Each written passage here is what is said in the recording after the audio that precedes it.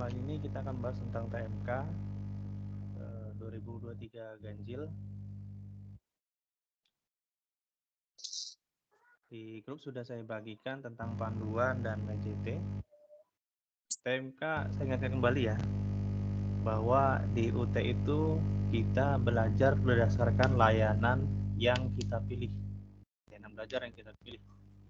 Pak, maaf suaranya putus-putus, Pak. Oke, sebentar. Saya tes dulu ya speednya.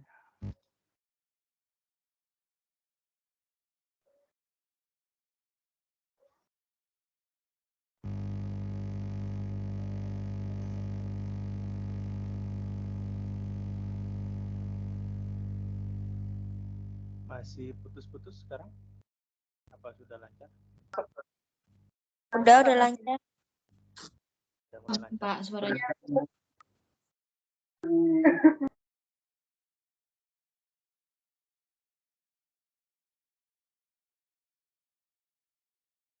Oke, saya ulangi kembali ya.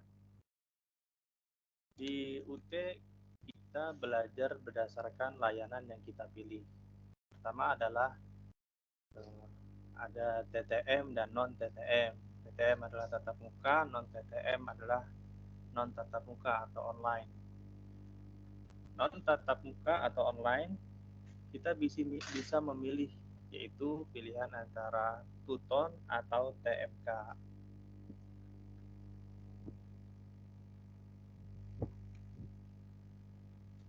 Tuton itu sudah arahan dari UT-nya. Nah, kenapa? Karena di Tuton itu banyak materi dan kita bisa berdiskusi dengan tutor. Tapi jika teman-teman tidak bisa mengikuti Tuton, dikarenakan karena banyak tugas dan segala macam, bisa mengikuti TMK. Karena TMK hanya berisikan tugas tanpa ada tutor, tanpa ada penilaian. Dan kontribusi di TMK dan Tuton berbeda. Tuton 30%, TMK hanya 20%. Jadi saya ingatkan kembali bahwa untuk mahasiswa atau untuk mata kuliah non-PTM itu ada dua pilihan, Tuton dan TMK. Jika sudah mengikuti Tuton, maka tidak bisa mengikuti TMK. Begitu juga jika sudah mengikuti TMK, maka tidak bisa mengikuti Tuton. Maka di awal saya coba suruh teman-teman yang TMK untuk login TMK. Jika tidak berhasil, cek kembali kesediaan Tuton teman-teman. Apakah benar masuk TMK atau mengikuti Tuton. Karena beberapa kali ada beberapa mahasiswa yang merasa mereka tidak checklist kesediaan Tuton, tapi tiba-tiba ternyata ikut Tuton, tidak ikut TMK. Oke, saya lanjutkan tentang panduan tugas mata kuliah untuk mahasiswa. Pertama, teman-teman membuka website tmk.ut.ac.id. Ini sudah teman-teman lakukan ya tadi. Tinggal nanti login, input name, dan input tanggal lahir. Tanggal lahir bentuknya adalah tanggal, garis miring bulan, garis miring tahun. Jadi contohnya 17 garis miring 08 garis miring 2000. Lalu dia akan masuk ke menu jadwal. Untuk jadwal yang tertera di dalam TMK, harap teman-teman perhatikan dan catat di alarm masing-masing. Karena di situ ada dua jadwal, yaitu jadwal unduh soal dan jadwal unggah berkas. Di TMK itu dia terdapat 3 sesi atau sering kita sebut tugas 1, tugas 2, dan tugas 3. Tiap tugas memiliki jadwal unduh soal dan jadwal unggah berkas. Teman-teman bisa sambil membuka login TMK-nya masing-masing. Jadwal unduh soal itu biasanya 1 hari lebih cepat dibanding jadwal unduh berkas.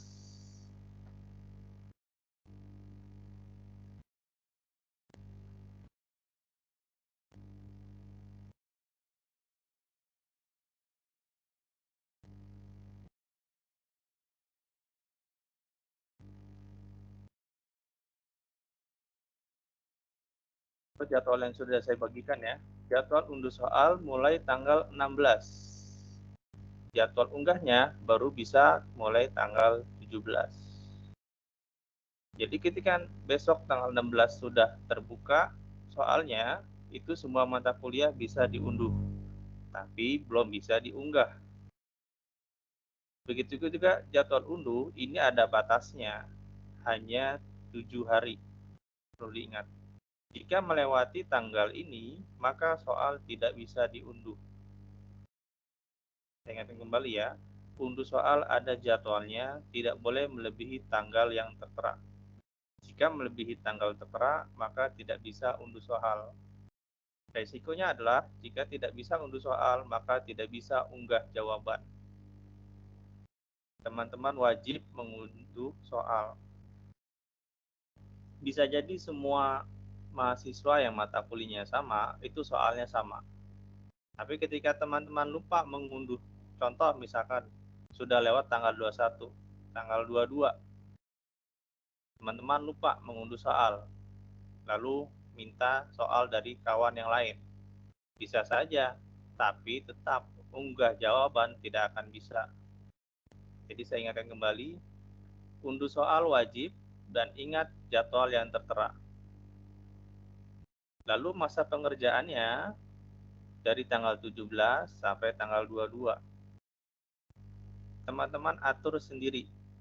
Kalau misalkan ada 6 mata kuliah, apakah sehari selesai atau 3 hari selesai, silakan teman-teman atur sendiri. Intinya jadwal unggah tidak boleh melebihi jadwal yang tertera. Lalu ke sesi berikutnya, tugas mata kuliah 2, dia ada jeda. Kalau tugas mata kuliah 1 terakhir tanggal 22, tugas mata kuliah 2 baru muncul di tanggal 30 Oktober. Inilah sebab teman-teman yang tidak mau ikut tuton tapi memilih TMK karena jadwal di TMK lebih senggang, tidak seperti di tuton yang jadwalnya itu padat. Gitu.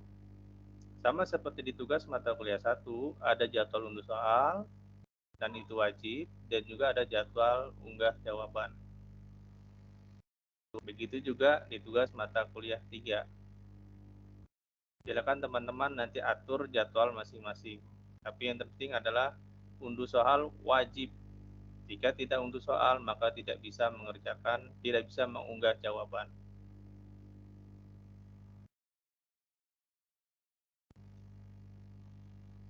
Lalu ketika sudah berhasil login, klik menu, lalu pilih unduh naskah soal. Tampilan unduh naskah soal nanti akan seperti ini. Unduh soal dan unduh BJT. BJT untuk semua mata kuliah sama seperti yang sudah saya share di grup.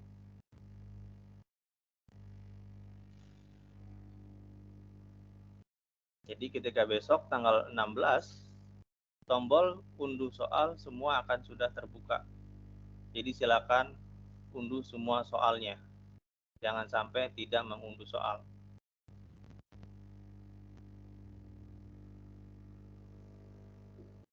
Lalu berikutnya mengunggah jawaban TMK. Setelah soal diunduh, kita mengunggah jawaban TMK. Jawaban harus dalam bentuk berformat PDF dengan maksimal 2 MB. Boleh dalam bentuk ketikan atau dalam bentuk tulis tangan. Intinya tidak boleh melebihi dari 2 MB. Inilah tampilan unggah BJT. Di sini akan tertera sisa waktu dari tugas 1. Lalu kita unggahnya di kolom sebelah kanan, di tanda plus ini. Di sini akan ada status. Teman-teman, cara unggahnya adalah klik tanda plus ini. Kalian nanti pilih filenya. Status ini akan berubah. Ada 2 statusnya. Pertama, sudah diunggah. Kedua, sudah dicek. Ketika sudah dicek, dia akan berwarna hijau. Ketika sudah dicek, itu tandanya sudah selesai.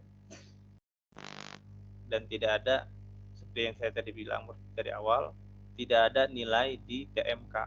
Jadi kita hanya tahu upload BJT selesai. Kita tidak tahu hasil tugas kita benar atau salah. Begitu juga nanti di tugas 2. Nanti ada sisa waktu, lalu upload.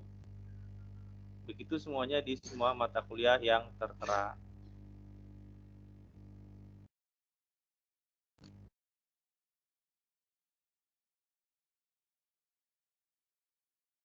Nanti saat upload BJT akan muncul review. Dilihat lagi apakah sudah benar. Jika sudah benar, lanjutkan. Nah, tampilan ketika sudah upload seperti ini.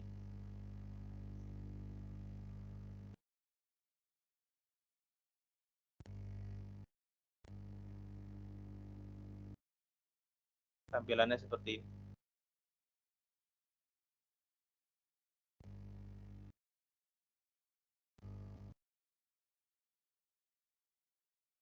Oh, di sini tidak ada tampilan selesai cek ya. Nanti jika dia sudah dicek, di sini berubah dia jadi warna hijau. Biasanya setelah kita upload itu dia berubahnya warna merah dulu, selesai di-upload. Dia nggak langsung berubah berwarna hijau. Nanti ada tulisannya sudah dicek. Itu. Nah, sekarang kita bahas tentang BJT. BJT adalah buku jawaban tugas mata kuliah. Ini adalah cover. Ini wajib teman-teman sertakan dalam jawaban. Ini adalah covernya. Boleh teman-teman ketik, boleh teman-teman tulis tangan. Jadi ini diisi dulu, dipersiapkan seluruh mata kuliah. Misalkan buku jawaban tugas mata kuliah, tugas 1. Lalu diisi nama mahasiswanya, nomor induk, kode dan mata kuliah, kode dan nama UPJJ, karena kita UPJJ Bandar Lampung, maka kodenya adalah 20. Masa ujian adalah masa semester, yaitu 2023 ganjil. Jika teman-teman bentuknya adalah tulis tangan, maka ini teman-teman print tulis tangan, lalu di-scan. Scan-nya ini yang pertama, terus halaman berikutnya adalah jawabannya. Boleh diketik juga, tinggal disertakan jawabannya di bawah. Soal boleh diketik ulang, boleh tidak. Intinya yang wajib adalah cover buku jawaban, cover BJT, lalu jawabannya. Lalu berikutnya adalah penamaan file. Tidak ada aturan yang mengatur ketentuan pasti nama filenya. Teman-teman bisa menggunakan contoh nama, strip name, strip kode MK, kode matkul, strip tugas 1. Ini hanya contoh, teman-teman bisa menggunakan apapun gitu. Kenapa saya kasih contoh seperti ini? Agar teman-teman memudahkan nanti saat upload. Jangan sampai nanti mau upload mata kuliah A, malah mata kuliah B yang kita upload. Atau kita mau upload tugas 1, mau upload tugas 2, ternyata tugas 1 yang kita upload. Seperti itu. Nanti ketika masa uploadnya sudah selesai, setahu saya itu tidak bisa lagi direvisi. Seperti itu. Nah, kalau masih masa itunya, seharusnya masih bisa. Saya kira itu aja penjelasan dari saya. Silakan jika ada pertanyaan.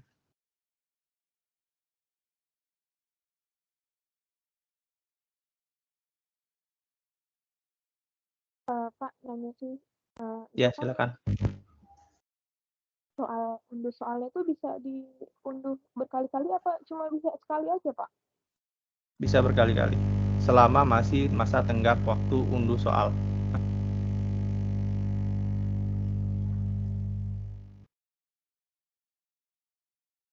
Pak izin tanya, Silakan. itu kan misalnya kita unduh soalnya semua tanggal 16. Kalau misalnya kita untuk unggah jawabannya boleh kan misalnya di tanggal 18-nya nggak harus unduh soal langsung unggah jawaban gitu kan? Ya, boleh silakan. Teman-teman bisa atur, misalkan untuk tanggal 16, terus uploadnya tanggal 20, silakan. Selama unggahnya tidak melebihi waktu yang tertera. Oke, terima kasih Pak. Ya, sama-sama. Selamat malam Pak, maaf mau tanya Pak.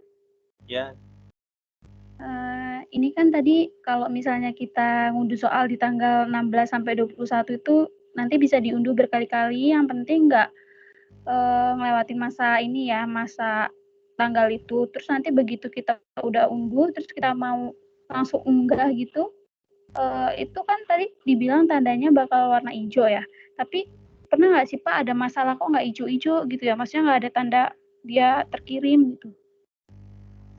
untuk unggah itu mulai unggah di tanggal 17.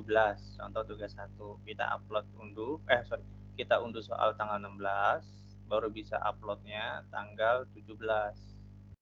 Saat kita upload, dia warnanya tidak langsung hijau, tapi warna merah dulu. Warna merahnya itu seperti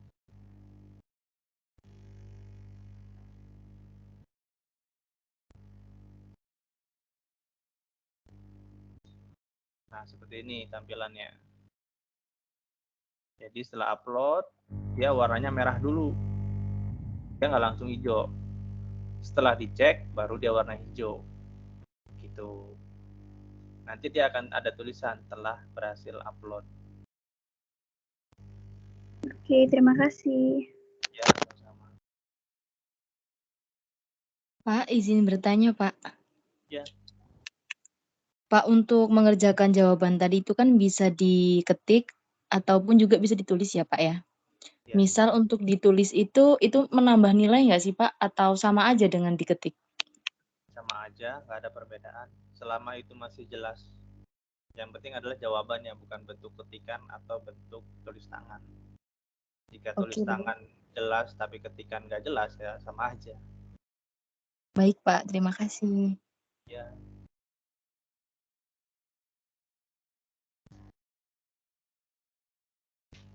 Assalamualaikum Pak, maaf izin bertanya Pak. Ya, waalaikumsalam. Untuk format jawabannya kan harus menggunakan BJT Pak ya sebagai cover ya? Ya, betul. Jadi kalau untuk yang diketik boleh langsung ke page 2-nya nggak Pak? Dari BJT tersebut Pak, langsung di bawah yang kata-kata yang di bawahnya itu Pak? Boleh. Jadi misalkan di sini BJT, langsung kita tambahkan page kedua jawabannya. Itu harus menyertakan soal atau tidak Pak? Tidak wajib. Kan boleh tidak.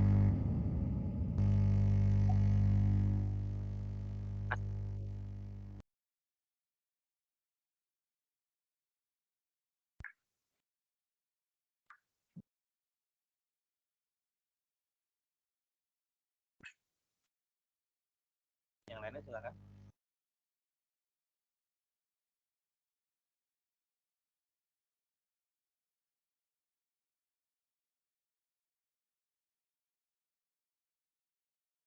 Kalau TMK ini sebenarnya simpel, nggak seperti itu toh. Makanya teman-teman tinggal kerjain, upload. Kalau di tutor itu dia lebih ribet, ada kehadiran, ada diskusi, ada tugas. Kalau TMK tadi nggak ada ini ya Pak, nggak ada absen kehadiran ya? Nggak ada, hanya tugas, hanya unduh soal, upload tugas, selesai. Terus kalau TMK itu kan dia nggak ada nilainya kayak di Tuton ya Pak, tapi kita bisa lihat tuh pas kapan ya? Lihat apanya? Lihat nilainya. Nggak ada. Oh, jadi kita nggak bisa tahu nilai kita ya? Nggak bisa. Makanya saya bilang tadi, kita nggak tahu jawaban kita apakah benar atau salah. Pak, maaf mau tanya. Ya. Pak, kan ini di semester ini ikut TMK, nanti kalau di semester depan itu bisa nggak Pak ikut tuton gitu? Bisa. Jadi semua mahasiswa, Tuton itu harus selalu registrasi setiap semester. Jadi kan saya ulangi lagi ya prosesnya. Ketika nanti selesai ujian, keluar nilai, maka ada nanti namanya masa registrasi mata kuliah. Teman-teman registrasi mata kuliah, bayar, lunas, nanti ada lagi masa pengisian Tuton. Nah, teman-teman harus mengisi masa pengisian Tuton itu jika ingin ikut Tuton. Jika di semester kemarin sudah ikut, itu tidak perlu aktivasi Tuton lagi. Tapi jika semester sebelumnya tidak ikut, maka harus aktivasi Tuton dulu. Habis itu login, baru klik form kesediaan Tuton. Jadi gunanya aktivasi adalah supaya kita bisa login di web e-learning. Tapi ketika kita sudah berhasil login, kita cukup klik form kesediaan Tuton. Jadi tiap semester jika ingin ikut Tuton, wajib mengklik form kesediaan Tuton, sama wajib update tutorial online di MyUT. Seperti itu. Baik, terima kasih Pak. Ya, sama-sama. Pak, mau nanya Pak. Apa itu? Ari dulu ya, baru Anggun nanti. Ya. Gini Pak, kan ada teman dia semester 2 rencananya mau berubah jadi TMK nih Kak. Gara-gara dia mungkin ribet ngerjain diskusi. Nah, saya itu masih rancu sama soal ikut TMK, mending ikut TMK atau mending ikut Tuton gitu loh. Karena kan kalau Tuton secara untuk nilai itu dia agak berpengaruh buat nilai UAS kan. Kalau TMK kan agak kecil. Nah, kalau misalkan ikut TMK itu rugi gak sih Kak? Atau gimana Kak? Kalau pandangan saya, tadi pertama, kontribusi nilai Tuton lebih besar, 30%. Kalau TMK kan hanya 20%. Terus yang kedua, saya dari semester pertama sampai sekarang pun tidak pernah ikut TMK. Kenapa? Karena di Tuton ketika kita nggak sempat ngerjain, kita masih bisa baca-baca diskusi dari teman-teman mahasiswa. Jadi ketika saya pernah sekali nggak ketinggalan satu sesi gitu, karena memang lagi sibuk kerjaan, akhirnya nggak sempet lagi kerjain, tapi saya masih bisa baca diskusi dari teman-teman yang lain gitu. Jadi saya bisa tahu, oh pertanyaan ini ternyata jawabannya yang benar yang ini, karena ada tanggapan dari tutornya. Walaupun saya nggak mengerjakan, saya bisa tahu. Jadi kalau saya lebih ke fungsinya, saya ikut tuton adalah supaya saya lebih paham, oh ternyata pemahamannya kayak gini, kalau mata kuliah ini pemahamannya lebih di sini. Jadi bukan ke oh tuton tuh lebih sibuk, oh TMK tuh nggak sibuk, nggak juga. Saya lebih pengen tahu pemahaman saya apakah sudah benar atau belum, seperti itu. Tapi ada juga orang yang berpikir saya lebih senang TMK karena TMK bisa untuk latihan, kalau tuton lebih sibuk waktu saya nggak ada, ya silahkan gitu. Tapi kalau saya pribadi, walaupun saya kadang nggak sempet, tapi saya masih bisa baca-baca. Jadi pemahaman saya lebih paham lah, kayak gitu. Oke. Terima kasih Pak. Ya, sama-sama. Tadi coba Anggun ya. Pak, mau nanya, itu kan kalau apa itu 20% ya Pak, berarti itu nilai UASnya harus 80% gitu Pak, biar lulus. Kalau misalnya di bawah 80% nggak lulus gitu Pak, artinya. Gitu gak sih? Bukan begitu. Ini ya, saya coba simulasiin lagi ya.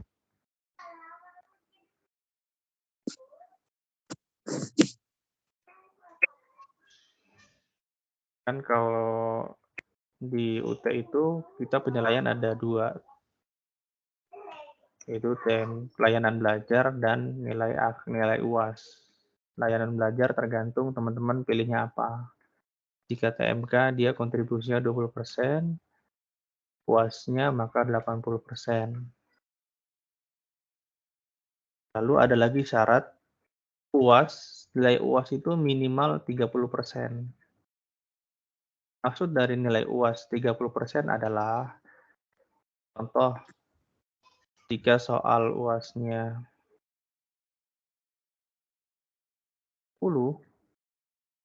maka 30% dari 50, 15 soal.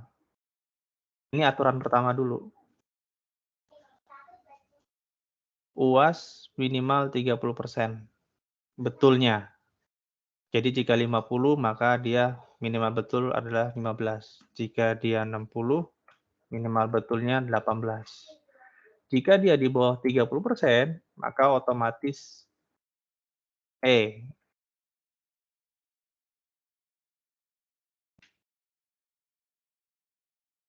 Ya, ini aturan pertama dulu. Nilai UAS minimal betul 30%. Di bawah 30%, maka dia E. Setelah 30%, baru kita masuk hitungan kontribusi. Contoh TMK, misalkan dapat 100. UAS dapatnya misalkan 50. Baru kita kali kontribusinya. TMK 100 dikali kontribusi 20%, nilai UAS 50 dikali kontribusi 80%. Kita tambah 40 tambah 20, maka nilai akhir kita adalah 60. Ini kurang lebih simulasinya. Jadi 80% ini kontribusi, bukan minimal. Minimal UAS adalah 30% betulnya. Di bawah 30%, maka dia nilai E. Jika di atas 30%, baru kita pakai kontribusi. Lalu ada lagi yang kedua. Jika nilai layanan belajar lebih kecil dibanding UAS, maka kontribusi tidak terpakai. Itu ya, teman-teman. Kontribusi layanan belajar dipakai ketika nilai layanan belajar atau TMK lebih besar dibanding nilai UAS. Tapi jika UAS yang lebih besar, maka hanya nilai UAS yang dipakai. Maka nilai dia adalah 60. Gitu. Nanti saya akan buka lagi penjelasan tentang nilai ya. Tapi sebelum nilai, nanti saya akan buka penjelasan tentang skema UAS. Mungkin nanti saya akan jelaskan di skema UAS itu lebih detailnya itu seperti apa. Karena tiap prodi agak berbeda. Ada yang dia itu, kalau nggak salah, minimalnya D. Ada mata kuliah tertentu. Tapi rata-rata semua mata kuliah nilainya E kalau tidak lulus. Selain itu, D masih lulus. Gitu. Kurang lebih seperti itu simulasinya. Kasih Pak infonya Pak. Ya, Pak. Sama-sama.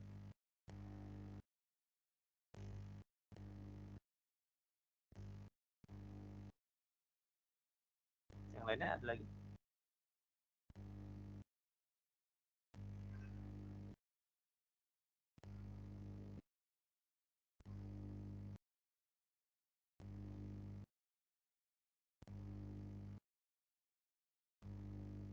Untuk yang Tuton juga itu ngerjain tugasnya sama ya Pak, sama kayak TMK? Maksudnya contoh ngunduh soal tugasnya?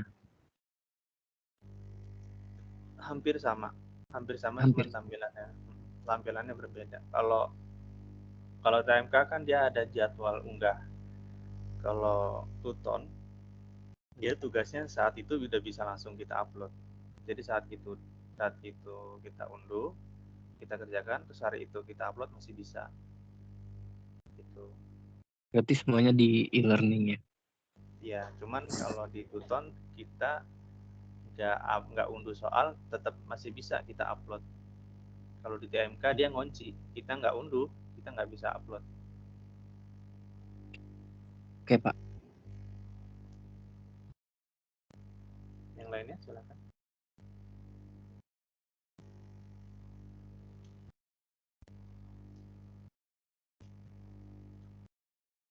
Sebenarnya apa yang saya sampaikan ini teman-teman bisa baca di katalog penyelenggaraan, di situ lengkap detailnya seperti apa. Nanti kalau misalkan teman-teman baca terus ada yang nggak paham, kita bisa diskusi lagi. Nah, jadi apa yang saya sampaikan ini udah ada di katalog penyelenggaraan. Nah, jadi kalau teman-teman bingung segala macam, sebenarnya teman-teman tinggal buka katalog penyelenggaraan, di situ udah ada panduan utama kita tuh di situ, katalog penyelenggaraan. Jangan kalau bingung masalah apa ngajuin numpang ujian atau numpang pindah UPJJ atau kadang nggak bisa ujian saat waktunya atau misalnya ada kendala apa, di situ ada semua gitu loh.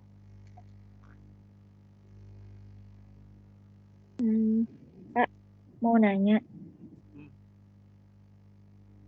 Ya, kalau sekiranya kalau nggak ada laptop nih, bisa kan kita ngunduh soalnya lewat HP, terus kita mengerjakan jawabannya itu tulis tangan, terus kita unggah di jawaban itu bisa kan pakai file, Pak? Bisa. Kita unduh soalnya dari HP, lalu kita uploadnya dari HP juga bisa. Oh gitu. Ya Pak, makasih Pak. Ya, cuma mesti disiapin dari sekarang ya aplikasi yang untuk scan itu, karena kalau nggak kita siapin dari sekarang nanti kita bingung nanti apa filenya kegedean, karena kalau file foto itu besar, kalau kita nggak pakai aplikasi scan nanti dia gede, makanya kita harus dari siapin sekarang nih, misalkan kita coba dulu atau apa gitu. Karena tadi kan ada maksimal file size-nya itu 2 MB. Iya, itu beda-beda ya Pak ya, kalau kita mau ini ya, apa yang harus bisa diunggah di ininya, unggah jawabannya itu kan ada beda ya filenya. Beda-beda apanya itu? Ya, kayak 2 MB, berapa MB gitu kan. Soalnya? Iya. Kalau soalnya sih nggak nyampe 2 MB, soalnya paling gede 100, dikit cuma 100 KB. Yang gede itu kan ketika kita foto, ketika kita scan. Pak, kalau tugasnya tulis tangan itu nulisnya di kertas folio ya Pak, apa di HPS? Serah, mana aja boleh, yang penting rapi. Tapi kalau saran saya mending HPS. Tulis juga. Boleh juga, yang penting rapi dan terbaca. Dan sampai itunya nggak terbaca.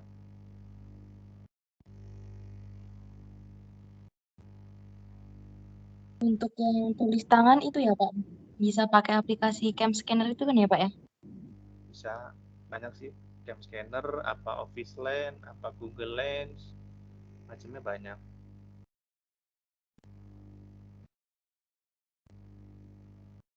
Intinya dipersiapin aja, dicoba dari sekarang, coba neken misalkan nih 3 lembar, hasil scananmu berapa nih, berapa MB, apakah 1 MB atau lebih dari 2 MB.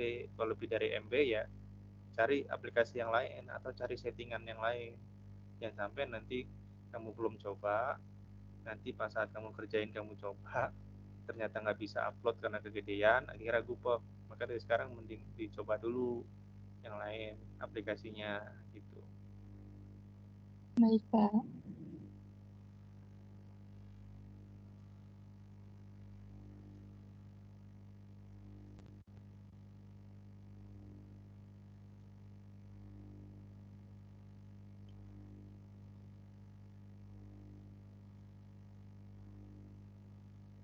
Ada lagi nanyakan? Maaf Pak, untuk terkait tugasnya, saya kan ada teman dia ngikut tuton Pak. Untuk jawaban itu harus menyertakan referensi atau sumbernya Pak? Sama. Rata-ratanya. Mau di tuton, mau di TMK harus menyertakan sumber referensi. Bahkan nanti ketika ujian THE itu harus menyertakan referensi.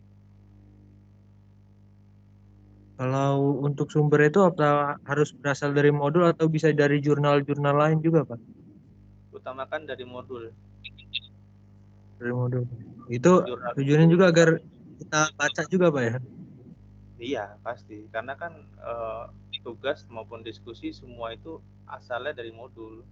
Cuman terkadang kita yang susah mencarinya karena pertanyaannya itu tersirat, nggak langsung ini apa artinya, enggak.